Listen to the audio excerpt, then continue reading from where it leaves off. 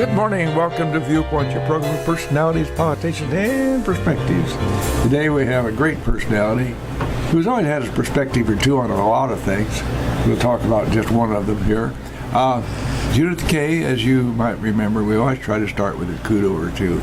And I found out from having coffee with the boys out at the home yesterday that if you recall, the Veterans Park, we have a really nice Veterans Park there in Lincoln. It's on the confluence of College Avenue, Pekin Street, and Union Street, little triangle there. And some time ago, they started putting memorial bricks down. You could purchase a brick for your family or somebody. I'm proud to say we got 4 bricks with my family in there, going back to my father's time. And good for you. Anyway, the military guys in town, VFW and so forth, American Legion and the Marine Corps League, they've kind of mothered that and watched it and taken care of it. Recently, they did, several months now, they dug it all up and washed all the bricks because they were becoming uneven and it just was unsightly. And they decided to take care of this. And they did. Took it all up, took it apart, washed the bricks and so forth. And in the process there, some of them got rearranged as to their original site there. And Mrs. Jean Hickey from Elkhart is wife of Marine Corps League man Gene Hickey. You know, they say once a Marine, always a Marine. Yeah. Jarheads are jarheads. Right. Anyway, she has taken it upon herself to catalog all of these bricks and put them in a form where if you want to go up there and see where Mrs. Guy Fraker is, or you can go to the spot and look it up, and then you know exactly where to go to look for that brick. And she's doing all of that herself, so which is a lot of hours. So congratulations and kudos to Mrs. Jean Hickey, and thank you very much for that. I'm also prompted to remind everybody that on September the 28th, which is just around the corner, Lincoln College once again will have a grand soiree, grand fundraiser for our wonderful presidential library and museum there in Lincoln, Illinois, on the college campus. And this is a big night. It used to be rather formal and fancy. We've dropped the formal now. It's just going to be fancy. They do a great job of decorating that gymnasium. You never know it was a gym. They do a magnificent job. And the food is outstanding. Young Kurt Wentland followed his father and his footsteps, and he's just doing a great job in our food service facility for the college. So it's a great night. Let me see here, 5:30. If you have to have a cocktail, or we could serve a milkshake, I suppose, if they wanted one at 5:30. Anyway, we're going to have drinks at 5:30 and hors d'oeuvres. How do you spell hors d'oeuvres, Mrs. Your sheet? Horses Doveries.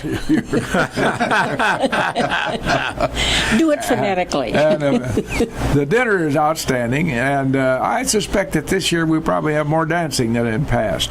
In the past, we've had a lot of folks come, and I did too, in their bib and tucker, and I bypassed that this year because I gave my tuxedo away when we moved. So I don't have to worry about getting into the tux anymore. And business attire, or, and this was a capper on me, you could wear your military uniform. And I said, I couldn't get in mine. As a matter of fact, I gave mine away to the Heritage In-Flight Museum many years back. But in any event,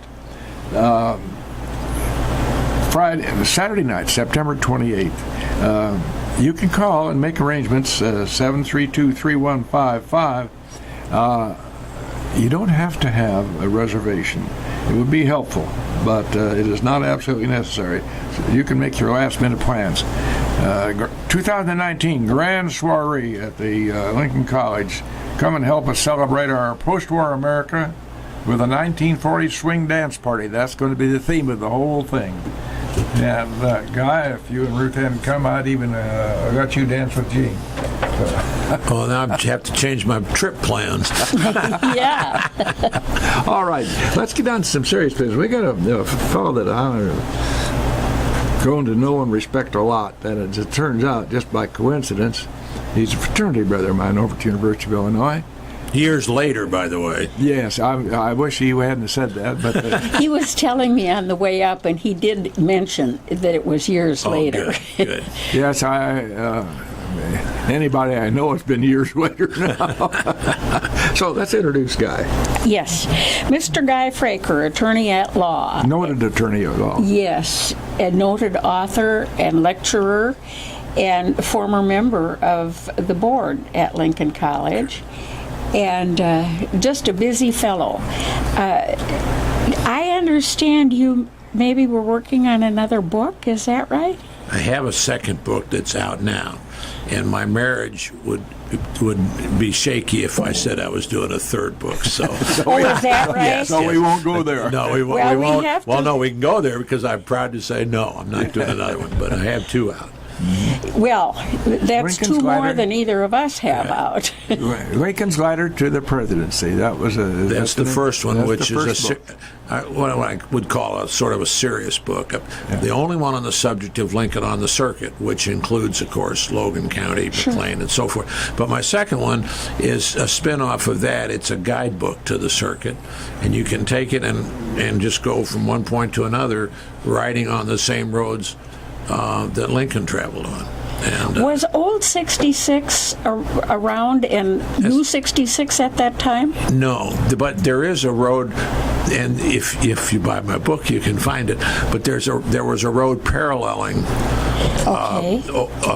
55 and 66, just to the east slightly, that goes through farmland, and you can sort of see a trace of it. There's a cemetery outside of Atlanta that was actually on the circuit. You can go right by that, and the Hoblet family, of course, prominent in Atlanta, had an inn there where Lincoln stayed.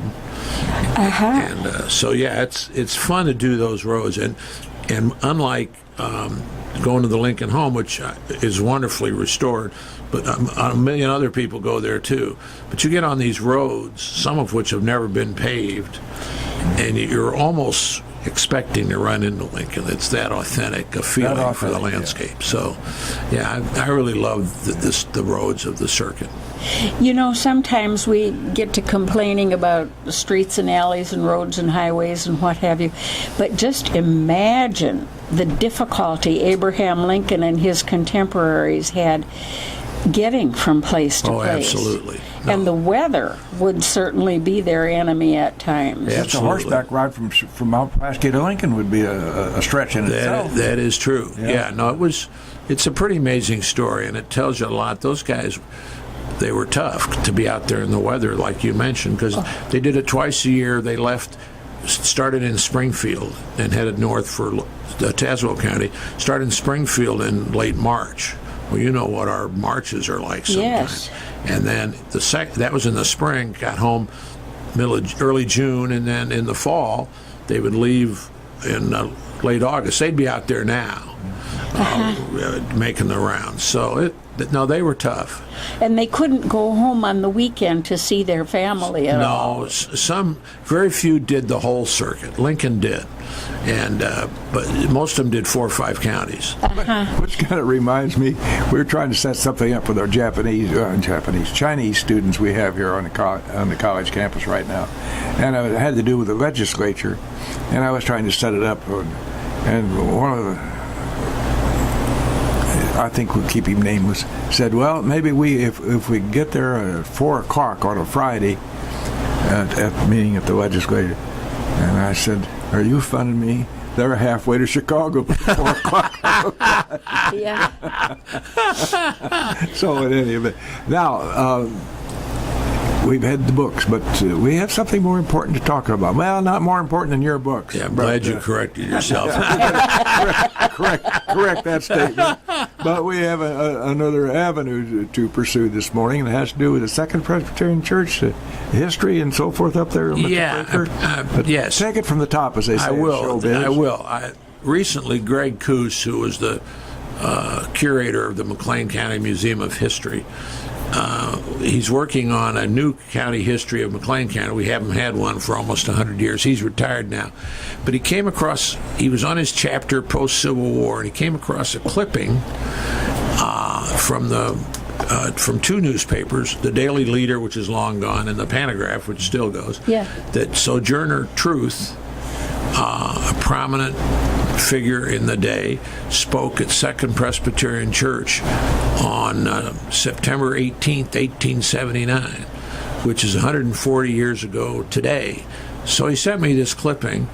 So I got on my horse and went to the Historical Society and to Second Press, of which I'm a member, and said, look, here's an event that I have a friend in Springfield who reenacts Sojourner, and we should put together on the 140th anniversary of her appearance at Second Press, we should put that together, not as a religious thing, it's not church oriented, but as a historical thing. And so McLean County History and Second Press are the main sponsors, and you want me to go on about this? Yeah. So Sojourner's going to speak. Her name is Patricia James Davis from Springfield, and her husband Bob Davis is a wonderful friend of mine, and we go to Gettysburg every year in the fall for a forum. Mm-hmm. So I called Patricia, and she graciously agreed to do that. So she'll be our main program.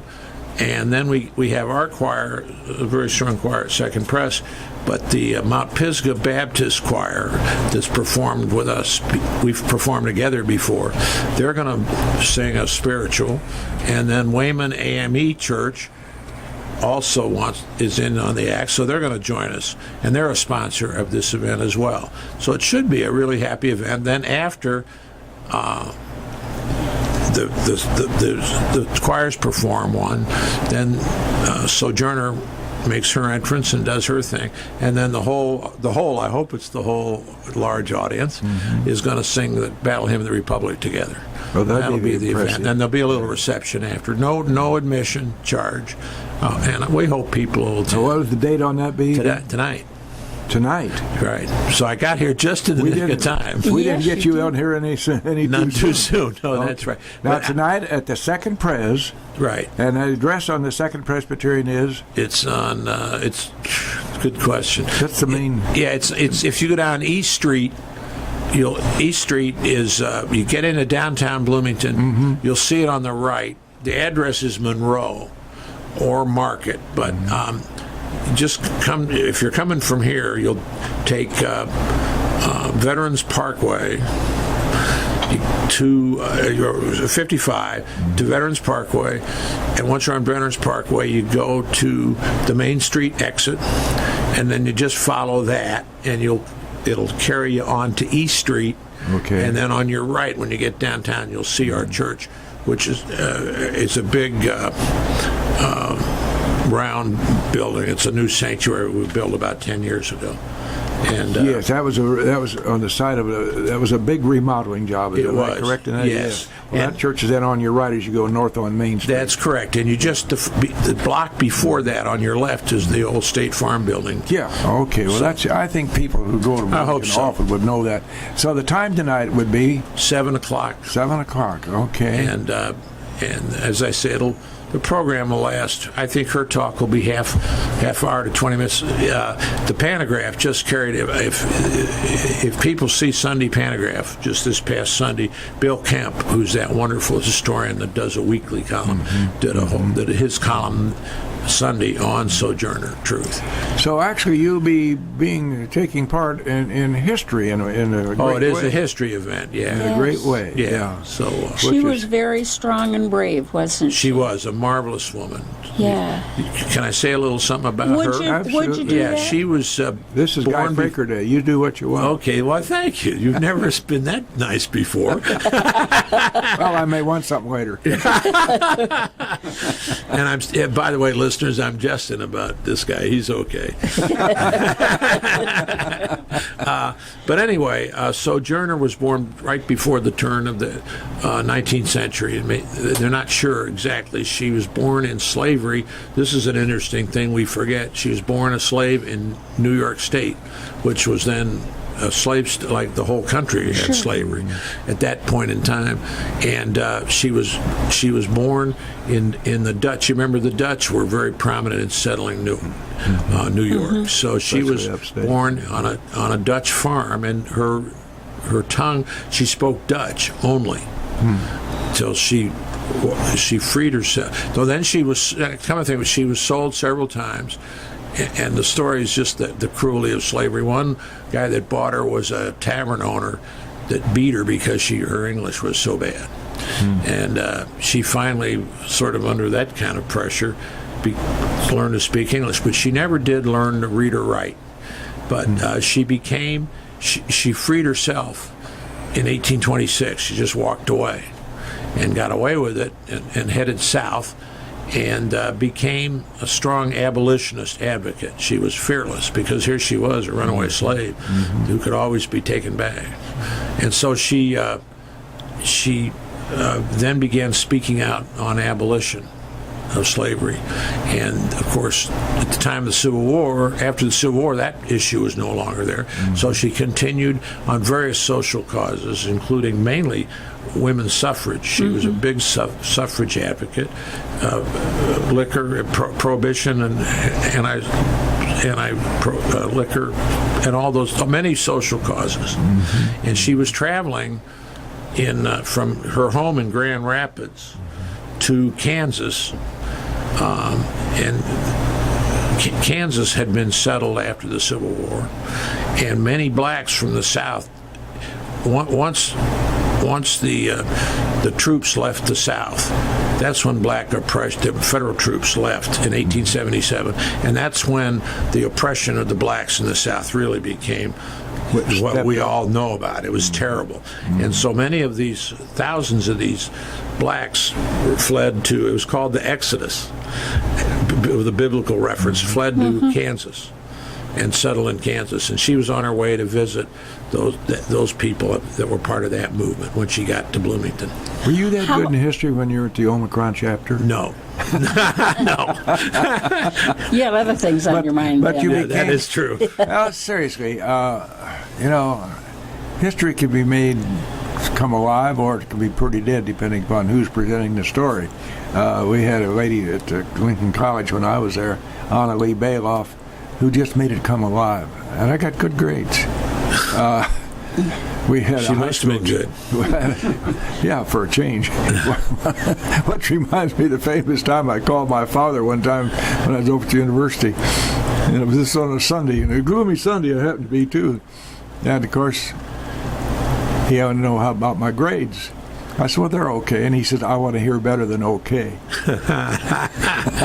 And as we started to hang up, I said, Dad, I'm out of money.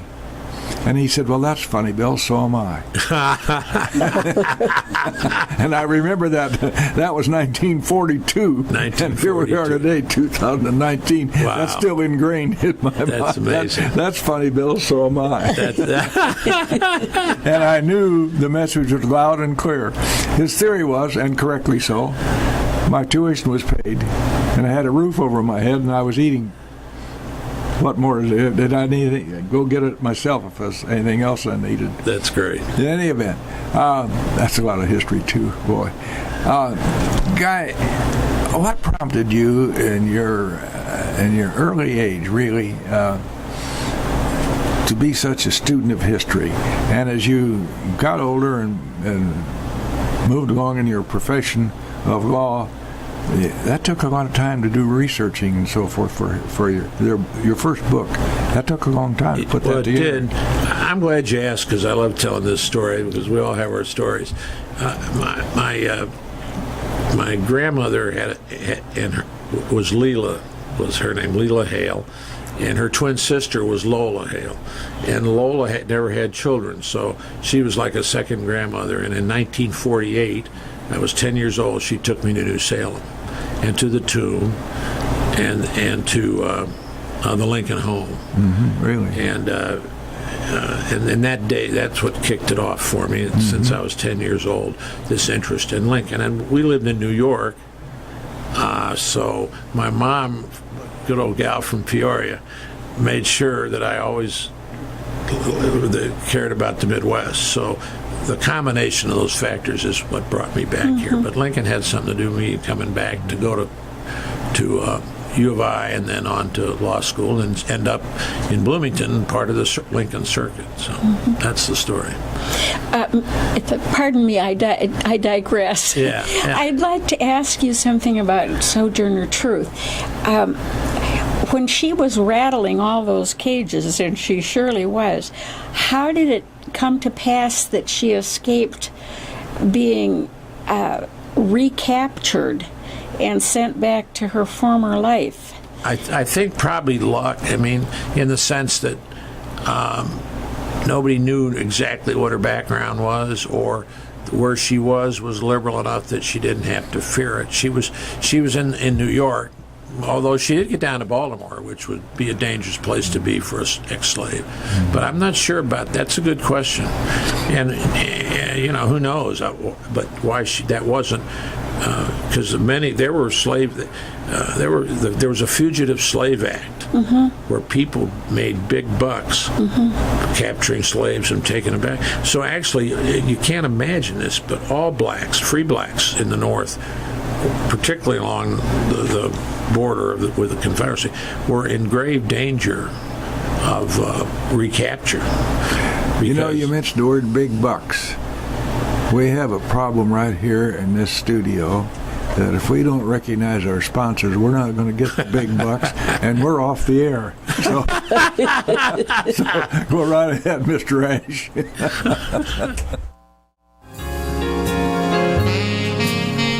Right back live in the studios here, WLCN 96.3 on your dial in case you forgot to look.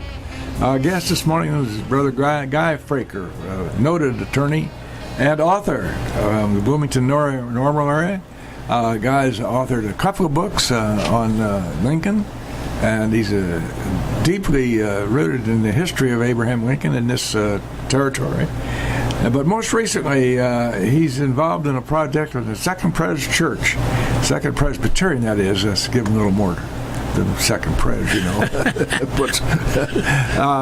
So it has to do again with history. And, some of these folks who in their adult age go back into history and study, and they really add a lot to our community. Seriously. Tonight there's going to be a program at the Second Presbyterian Church. So go ahead, 7646. No. 648-5510 is the phone number here. My goodness gracious. What is my phone number at home? I think I Brother can Guy find your Fraker address. is our guest. Off. If you have any questions of Guy, or if you have any comments, you have to be nice to him. He's a nice man. 648-5510 if you have any questions. Seriously. Guy, let's go back to the Second Presbyterian Church. And tonight is the program. And again, your feet. The big feature will be when everybody sings the battle hymn. That's what I think too. Yeah, really. Yeah. If the program goes as I fully expect it will, this reenactor that does Sojourner will be inspiring. And it's not religious. Somebody asked me two things. That when she spoke at the church back in 140 years ago tonight, her speech was an hour and a half. So somebody said to me, Fraker, you don't expect me to go to something where a woman makes an hour and a half speech, do you? And I assured her not. It's not going to be that. But after with the music and have her inspiring performance and then sing the battle hymn. Mm-hmm. We did that I actually gave a sermon at our church on Lincoln's faith back, I think it was February 10th was the Sunday closest to his birthday. I'm getting more impressed. You can imagine my friends, what? You're preaching? But Lincoln's faith is another story that's very inspiring. He's remembered always for his faith. Right. That's true. It was his and mother the simplicity that of expressing it. so devout. Yeah. Yes. right? Yes. His mother. Well, he started out and he wrote a book. The story goes, this comes out of New Salem. And this is a little bit like a college sophomore. You know, when he was in New Salem, he was just 21, 22 years old. And he wrote, if you've ever been to New Salem, there's a two-story house there that was built by Samuel Hill. It's the only two-story house in the village. And Hill was a friend of Lincoln's. And Hill told the story, and it was backed up by a witness to this scene, another New Salem resident, that Lincoln proudly showed him his, quote, it was entitled The Little Book of Infidelity, where Lincoln wrote this essay as an infidel, that there is no God, and so on and so forth. And supposedly, Hill ripped the book out of his hands and said, "You think you're going to have a political career? You'll get nowhere with this kind of stuff," and threw it in the fire. Really? And so that was Lincoln in, say, 1832, 33, in that period, to all the way to the second inaugural, which is a sermon. It's been called by better scholars than me a sermon. And in that, he so relies on God and talks about God's hand in the Civil War. And Lincoln, in that speech, because you think of Lincoln, he was there with thousands and thousands and thousands and thousands of men being killed. And all he had to do was snap his fingers, and the war's over, and the carnage would stop. And he was being pressed to do that and pressed to do that, but he kept going forward to win that war. And in that speech, he justifies the carnage by saying, and I think the line was something like this: "As was said 3,000 years ago, and still could be said today, the judgments of the Lord are righteous." And he defines the Civil War and the carnage as payment for the sin of slavery on both North and South, which is powerful stuff. And no president's ever had the moxie to be that critical of our history as Lincoln was on that subject. Have I misread what you said? Did he not have any faith until later? Well, I don't know as a young man, but it's somebody. He reminds me of somebody that'd be raised in a religious home, then goes off to college on his own and becomes a doubter as part of learning to be an intellectual. So he went through this transition. But the important thing is his attitude at the end of his life. Mm-hmm. And it was the same on African Americans. He was always opposed totally to slavery. Totally. He abhorred slavery and considered it a national sin. Mm-hmm. And when you think about it, it's true. But he was not. The things he said about African Americans, and the most famous speech in that regard is in Charleston in one of the debates. He said, just because I hate slavery and want to see slavery end doesn't mean that whites and blacks should intermarry. It doesn't mean that they should pray to the same God. It doesn't mean that they should worship together. And totally, it's just this terrible stuff he said. But then again, you see this same transition from 1858, when the debate was, till his death in 1865. You see this transition till at the end, his last speech, he suggested that blacks should vote, which he had specifically in 58 said, I don't think blacks should vote, or Negroes they called them in those days, of course, in his speech.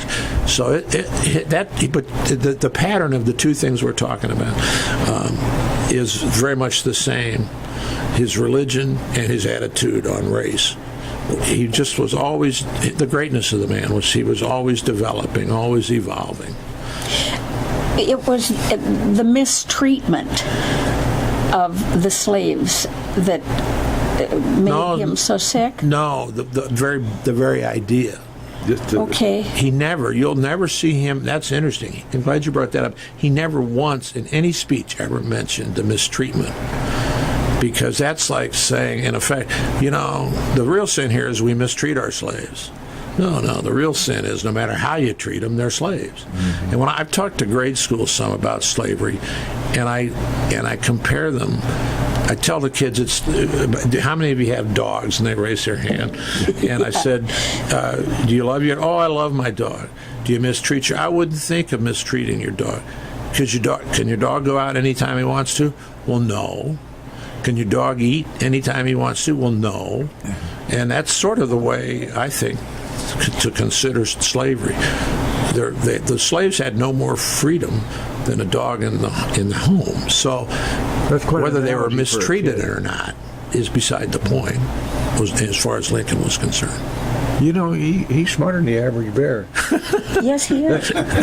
You think about that analogy that he's presenting to kids.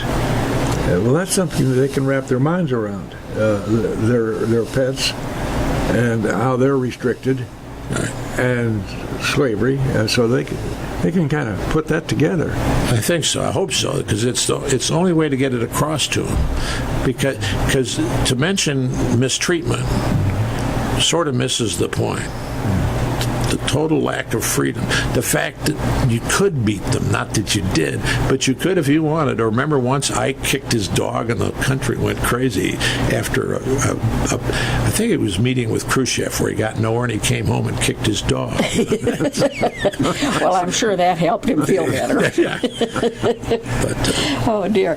Well, there are still slave states, not in this country, but in Africa. There are one tribe, one entity will enslave another. Is it on other continents as well? Not that I know of. Not that I know of. You impressed me, Mrs. Busby. I didn't know that you knew that. Yeah, that is true. You probably told me.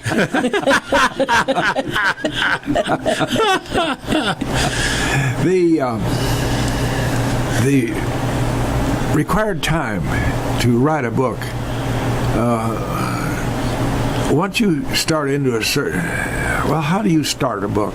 Your concept develop in your mind as to the long range is what you want to accomplish, but then you break it down into segments, and it takes a long time to. Oh, it does. I mean, this is turning around in my head for years because I practiced in the circuit. I was a trial lawyer, so I went to a lot of the counties and appeared in courts in the counties. So that gave me some sense of it. Everywhere you go, Lincoln had a presence in these towns. I mean, today, there's always, you got to go talk to so-and-so. You're Paul Beaver at Lincoln College. Yes. So you got to go talk to Paul Beaver if you're going to write about Logan County, for example. It'd be a long trip today. Yeah, it would be, wouldn't it? Yeah. That was But anyway, so to your question, so I had it in my mind, and you'll like this story. I was spending the night with a good friend in Evanston, Steve Sword, who was a member of our fraternity, Psi Upsilon. Bill and I are fraternity brothers of a far different era. Let me keep hastening to add. Emphasize that. Yeah, but anyway, I was at Sword's, and I woke up at 5 in the morning, and they usually didn't get up till 8 o'clock on weekends and stuff. So I got up, what am I going to do? And I went and found a piece of wrapping paper in their garbage that was not covered with garbage. And I took that piece of paper, and I still have it, and I outlined. Do you?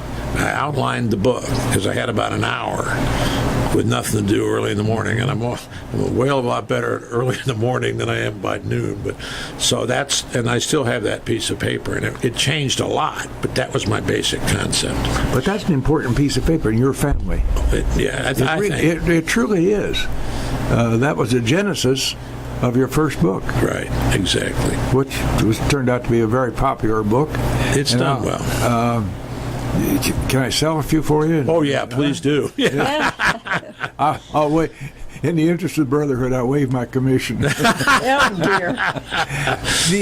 Your second book, and I confess in front of God and everybody within the listening area, I've forgotten the name of your second book. It's called A Guidebook to Lincoln's 8th Judicial Circuit. And it's part of a series. It's published by Looking for Lincoln, which is the action arm of the Abraham Lincoln National Heritage Area, which was created by the Congress in 2009 in honor of his birth. And it's 42 counties in our part of Illinois. I'm happy to say our part of Illinois does not include Cook County.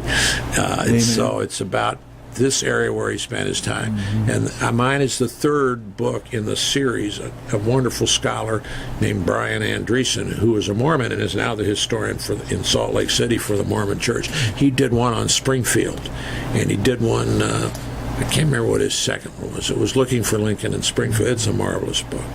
And, it was just Western Illinois, Lincoln sites in Western Illinois. And then mine is the third in that series. Has your research ever taken you to Danny Weinberg's bookstore up? Oh, sure, yeah. Very, very. Danny's a nice man. Very nice man. Very interesting store. Are there any courthouses still standing where he practiced? I'm glad you asked that, because one, of course, is in Mount Pulaski. Yes. Which is one of two. There's two of the circuit courthouses. One is Metamora. Okay. And the other is Mount Pulaski. And Metamora has a wonderful exhibit. The first floor is a museum, and it's wonderful. But it takes away from you're not going to run into Lincoln when you go in that building, because here's a nice museum about him. But the thing I love about Mount Pulaski, well, number one, Mount Pulaski's there. It sits on top of the mountain, 70 foot. I did the topography of that. The Mount Pulaski is 70 feet high. That's the mountain. And on top of the mountain sits the Mount Pulaski Courthouse. And they have not, and this is not a complaint. It's to their, I think it's more authentic, because it's just the way it was when Lincoln was there. So you walk in that building and you think maybe he's up in the courtroom still. Yeah. It's pretty neat, yeah. But that's a wonderful one. We're lucky to have that. Oh, you are not kidding. I hope that we all see fit to keep that and keep it up. I hope so, too. There's a family, and my name escapes me because the guy's a Sioux. Martin. Yeah, the Martin family. Yeah. Thank you for that, because I should have remembered that. I'm born a pretty face, you know. But they donated serious money and were led the charge in that community. So Mount Pulaski can be so proud of its local. It's like, let's not wait for the state of Illinois, because they're never going to do it, so let's do it ourselves. And they did a great job of restoring and preserving. Yeah, those hilltoppers, they kind of band together and get things done. They sure do. In a very noble way. And that's how it has to be. Absolutely. The state and the big city of Springfield are just looking for more money. I think so too. No, they're not supporting this stuff the way they should. No. Well, now in your retirement days, Brother Fraker, what else do you have on your agenda, book-wise? Are you looking down the road? Have you got any other ideas? No, I have. I just wrote a piece for the Journal of the Abraham Lincoln Association on New Salem. That's what got me started, as I mentioned. And there's a wonderful scholar from DePaul University who's an art history scholar named Mark Polad, and he and I have done a series for the Journal of the Abraham Lincoln Association. Mine is about Lincoln's New Salem when he was there, and his is about the 20th century and the restoration effort. And by the way, you don't have to bug your legislators because they're on this, Tim Butler, but the legislature has to save New Salem. It's slowly eroding away, and it's going to take serious money. And so I'd say, can I make a political plug here? I'm not saying vote for somebody, but I am saying urge your legislators. Your senator is Bill Brady from Bloomington. Your representative is Tim Butler from Springfield. Write them letters thanking them for support of New Salem and urging them to keep pushing. So New Salem physically, the whole area is in trouble. I'd say on the edge. Time has taken its toll. It does, and it's on the edge. And if it doesn't, it's going to be too late if we don't move pretty fast. National treasure, not just a local treasure. Oh, that's it's a national treasure. Yes. So. No, you get me going on New Salem, but remember the story. Lincoln was taking some agricultural produce and stuff down to New Orleans. And he was going down the Sangamon River to the Illinois to the Mississippi to New Orleans. And he got stuck on the dam in New Salem. And the people helped him get his flatboat barge. off the dam. And the guy that hired him to do that saw how cagey Lincoln was in doing that, clever. So Dennis Offutt was his name, so he had a store he was starting in the new village of New Salem, up on top of the bluff above the dam. So he asked Lincoln to come back there. So you can, in my article about New Salem, I don't think you can get published in a scholarly journal if you start talking about God's will, but I call it fate, and I got away with it. Yeah. But it is pure fate, and if you think that flatboat hadn't got stuck on that dam, chances are pretty good we'd be two countries today, because Lincoln wouldn't have been there to save our nation. Isn't that an interesting concept? Yeah. But Guy Fraker, attorney from Bloomington, you fully retired? Yes, fully retired, proudly. God love you. Well, people ask me, what do I do with my time? I say I might come up here with Jim Ash and golf around a little bit. You don't have a Jim Ash to fall back on. No, I wish you guys would fall back more often. This is a former you guys do a neighbor great like job. Judy. So, Guy, we appreciate you taking your time to drive down from Bloomington this morning. We joke around a little bit, but with me, it's a deep personal friendship, a matter of respect, and 2 or 3 Sayus, they did a pretty good job. Not bad, not bad. Well, it's a pleasure to, let me say that, and an honor to be asked to be back here. Thanks very much, Thanks Guy. very much. Thank you. On very behalf much. of Judy. Mr. Fraker and Mr. Ash and Judith Kay and the WLCN family, we're going to close with my standard close. Be the reason somebody smiled today. Thank you very much, Guy. Thank you. You made me smile. much.